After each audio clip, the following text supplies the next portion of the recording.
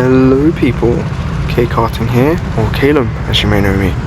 Today we're at Teamsport Docklands for a Race Academy advanced session. So this is session 1 of 2. In this session I was 1/10 quicker than my second session, so if you want you can watch the video. It'll be on the top right of the screen now. It was just a sort of different type of video. It was me just talking about what's going on in my life right now and general stuff, but it's going to be nothing like that in this video. We're just going to be talking over the footage and what I did, what I didn't do, what I should have done, all the things I did wrong, and what I will do for next time I'm at Docklands. If you've got any tips for me, put them down in the comment section below, or just talk to me on Instagram, message me directly, we can have a private talk. So the reason why I went down to Docklands on this day was to check out Edmonton's karts, what they've sort of done with them, the new livery, how the karts feel differently. And let me tell you now, these karts felt entirely different to what they felt like at Edmonton. By the way, these are our old karts at Edmonton. Over at Edmonton we currently have the Docklands old karts and they have our sort of newish karts. But yeah, these karts felt so different. Every single car I had was different to the other. So in the first session I had a lot of understeer, my brake barely worked, and in the second session I had a really direct front end, like a lot of front end grip and no rear end grip, and just constant locking up from every single corner. So I found it really hard to be consistent. I think every lap I was around 3 or 4 tenths of the last. So it wasn't very ideal, of course, but it's all about that adaptation, you know. That's what I'm getting used to now, just adapting to different cars and different driving styles. But moving on from now, as you can see there, I went for a sort of dive bomb, and it really did fail. I just lost a bit of traction on exit, and I went side on into a barrier and lost all my time, and he re-overtook me. But as you can see here, I really flicked this car in here, 4-wheel drifting, but I couldn't exactly do it effectively because I was just getting a lot of understeer. As you can see through here, chronic understeer, full turn in, nothing's happening with that front end at all. So coming through here now, I'm trying to use my rear end to rotate myself round, but I also struggle with that because in this car I could barely lock up. I would have to put a lot of pressure onto the brake and hold it there for quite a while. But they changed that corner there, the old turn 1, which is now the second to last corner. They shortened it a bit, and I was so confused on my first lap. I overshot the corner by miles. As you can see, went for my old line for the old layout, but I personally think the old layout was better, more overtaking opportunities.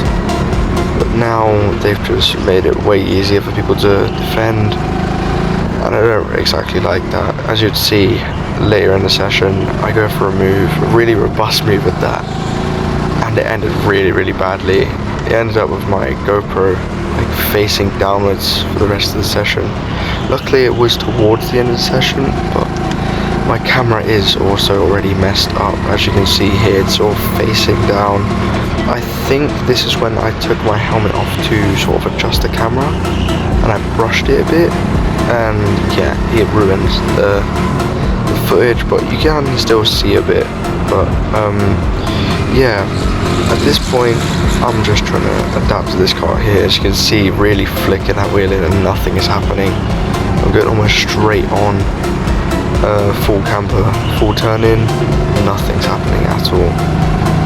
So yeah, this is just me finding my ground on the track again, adapting to these karts. Yeah, it does get a bit boring at this point because I am sort of just driving on my own, doing laps, but bear with me a bit. I'm pretty sure I do catch up to some traffic, and I think I navigate past.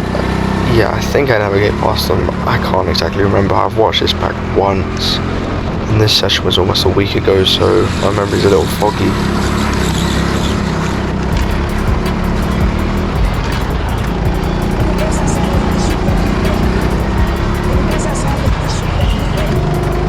As you saw there, I took a really late apex instead of trying to rotate myself around, because the kart decided not. He just decided against locking up in low end.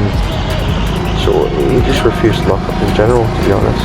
But yeah, I wasn't exactly used to that, because the docklands karts, they do usually lock up so you can rotate them around, but not in these old Edmonton karts.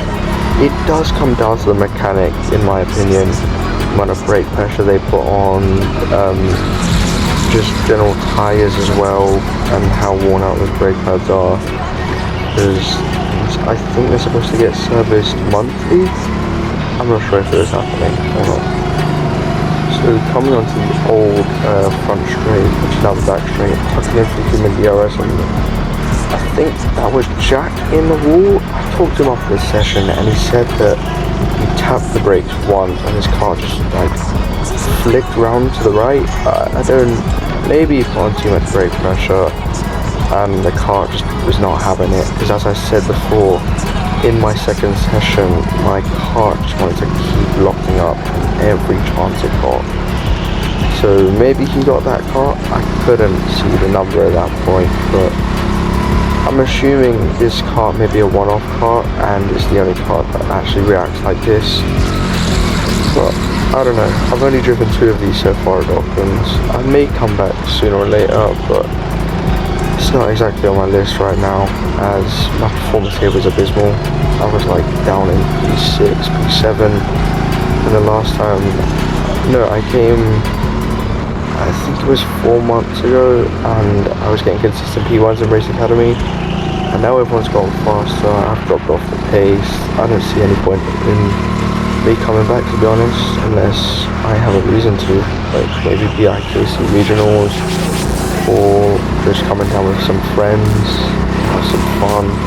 Other than that, I don't see myself coming back here anytime soon. Yeah, as you saw again, coming through there, disgusting amount of understeer, non-stop. This does not suit my driving style at all. I do not like an understeery car, like one bit. With my driving style, I like a firm front end and a stable rear end, so I can sort of flick the car in and have micro rotation into the corner. Not an absurd amount of rotation as I had in my second car. That wasn't exactly rotation, but in my second car it just decided to oversteer.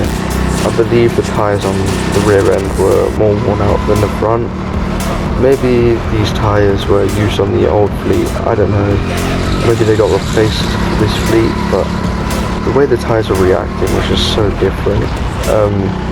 So Edmonton, the karts felt fairly equal towards the beginning of their life, which is what I was expecting here. Yeah, that was not the case. Like, took this human DRS again, and I think I took this, I don't think I took this corner the same way. Like once, I was like split between locking up and flicking myself in for some 4-wheel drifting, because I heard that 4-wheel drifting on this track is actually fairly quick. I know one of the staff members do that. I think his name's Liam. He is a rapid guy around here. I think he's still got the current, I think maybe 3rd or 4th fastest lap time around here. Almost in the 43s. I think he did a 44 flat.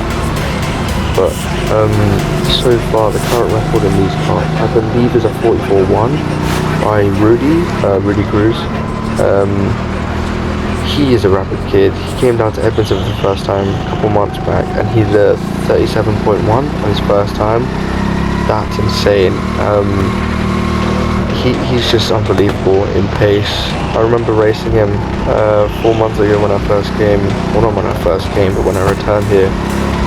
I raced him, and in the first session I beat him by like half a tenth, and in the second session I beat him by 5/10. That's insane.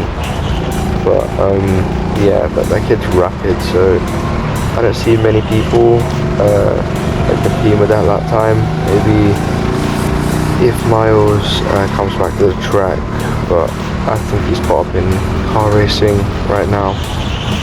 But yeah, I'm mentioning all these names, but some of you guys probably don't even know the names, to be honest. But yeah, back to this again with my driving. Sort of like half flicking the wheel in, but like trail braking at the same time. Because that's the way I think I'm supposed to drive this car. I have no clue. I don't drive at this track, so I was just eyeballing it, to be honest. It felt really unnatural to me driving this car, because I think this was kart 21. Back at Edmonton, this car was not quick at all. It was so far off the pace every week. I believe at a race academy session, I drove this car and got a 38.1, and then Q1 got a 36.5, which is absolutely insane, because if you watch some of my videos, you would know that I'm usually up there in pace with those 36s, low 36s, mid 36s, high 36s, maybe even the low 37, just depends on track grip. But yeah, I'm not usually that far off the pace, but on from that, caught up with a kid that was, I believe, 5 seconds off the pace, which should not be the case for Race Academy, but I'm trying every move in the book here to overtake him. I try to switch back while he's braking on the apex, and here is where I mentioned at the beginning of this session, I absolutely send it down the inside,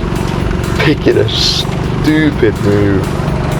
Like, that was unbelievable what I just tried, and I'm sorry if you're watching this. I don't even know what was running through my mind, to be honest. Like, I just wanted to get past him, I think, because I saw that I was catching up to him insanely quick, and I just wanted to keep pushing in the session, because I thought I had some decent pace in me, but I just couldn't perform in this car, and yeah, I was just going for a stupid move. Here I clipped the inside apex. I think it was to avoid him, but here I try another switchback. Doesn't happen because he moves over. I believe that's my fault though. There's no point complaining. I think I matured here. Yeah, I set up the switchback, and that was well executed. Oh, I get bumped from behind. I think he's angry with me from the previous lap. But yeah, that's life. Over here, I think I get a bit of mid-corner oversteer, over rotation, and that's my worst enemy in karting. Because if some of you watch my videos, you'll see how aggressive I am on turning short flicks. I can adapt that, but sometimes if I'm in a kart that will just decide to over-rotate it, yeah, I will just slide around. But I let through, I think this kid won the session. I believe he did. He did a 44.7, so I was around 9/10 off the pace. Unbelievable, but I let him through, and on the straight, he's gapped me by miles. I believe this is due to, was it weight? Because he wasn't necessarily really tall. Like, I was taller than him, but no offense, but he was like fairly smooth, so he would just gap me by miles. I get this a lot at Edmonton. It's painful.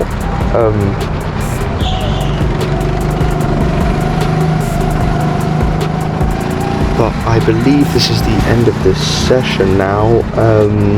Yeah, I can see him with the checkered flag. I want to thank you for watching this video. There will be more content like this coming soon from members events from Edmonton, Mitcham, and maybe even Harlow. I don't know, but thank you for watching. I'm K Karting, or Caleb.